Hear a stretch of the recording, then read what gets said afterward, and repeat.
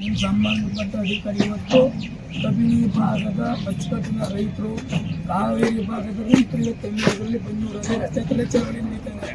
ಇವತ್ತು 2 ಜಿಲ್ಲೆಯಲ್ಲಿ ರಾಜ್ಯ ಕಬ್ಬು ಬೆಳೆಗಾರ ಸಂಘ ಕುರುಬೂರು ಶಾಂತಕುಮಾರ್ ಅವರ ನೇತೃತ್ವದ ಕಬ್ಬು ಬೆಳೆಗಾರ ಸಂಘ ಇವತ್ತು 2 ಜಿಲ್ಲೆಯಲ್ಲಿ ಪ್ರತಿಭಟನೆ ಮಾಡಿದೆ. ಅದೇ ರೀತಿ ಈ ನರಸೀಪುರದಲ್ಲಿ ಇವತ್ತು ನಾವು ನದಿಗಳಿಂದ ಪ್ರತಿಭಟನೆ ಮಾಡ್ತಾ ಇದ್ದೀವಿ ಅಂತ ನಿಮಗೆ ಎಚ್ಚರಿಕೆ ಬಯಸ್ತೀವಿ.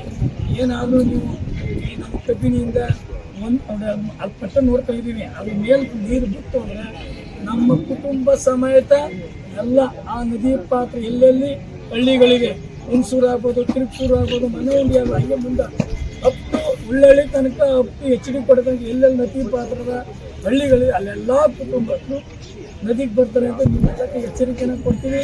ಮತ್ತೆ ನೀವು ಸುಧಾ ವರದಿ ಕೊಡಬೇಕು.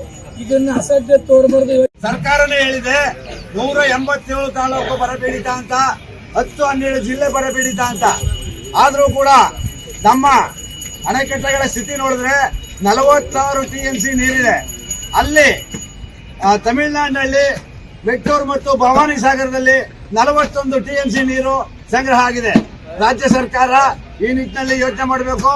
ಸಮರ್ಪಕವಾಗಿ ಎರಡೂ ರಾಜ್ಯದ ಸ್ಥಿತಿಗತಿಗಳನ್ನ ತಿಳ್ಕೊಂಡು CWRC ಆಗಲಿ CWME ಆಗಲಿ ಆದೇಶ ಮಾಡಬೇಕು ಅಂತ ಈ ಮೂಲಕ ಎಚ್ಚರಿಕೆಯನ್ನು ಕೊಡ್ತೀನಿ. ಯಾಕಂದ್ರೆ ಇವತ್ತು ರೈತ ಬೆಳೆದಂತ ಬೆಳೆಗಳಿಗೆ ನೀರಿಲ್ಲ, ಬೆಳೆ ಬಿತ್ತನೆ ಕಾರ್ಯನ ಇವತ್ತು ಕುಂಠಿತ ಆಗಿದೆ. ರಾಜ್ಯದ ರೈತ ಇವತ್ತು ಜಾನುವಾರುಗಳಿಗೆ ನೀರಿಲ್ಲದೆ ಸಂಕಷ್ಟ ಪಡ್ತಾ ಇದ್ದ ಕಾಲದಲ್ಲಿ CWRC ತಮಿಳುನಾಡಿಗೆ 4 TMC ನೀರು ಕೊಡಬೇಕು ಅನ್ನೋದು ಅವೈಜ್ಞಾನಿಕ. ಇದನ್ನ ರಾಜ್ಯ ಸರ್ಕಾರ ಮನಗಂಡು ಯಾವುದೇ ಕಾರಣಕ್ಕೂ ತಮಿಳುನಾಡಿಗೆ ಒಂದನೇ ನೀರನ್ನು ಬಿಡಬಾರದು. ನೀರು ಬಿಟ್ಟಂತ ಸಂದರ್ಭದಲ್ಲಿ ರಾಜ್ಯದ ರೈತರು ಉಗ್ರವಾದ ಹೋರಾಟನ ಮಾಡಬೇಕಾಗುತ್ತೆ ಅಂತ ಈ ಮೂಲಕ ಸರ್ಕಾರಕ್ಕೆ ಎಚ್ಚರಿಕೆಯನ್ನ ಕೊಡ್ತಾ ಇದ್ದೀವಿ.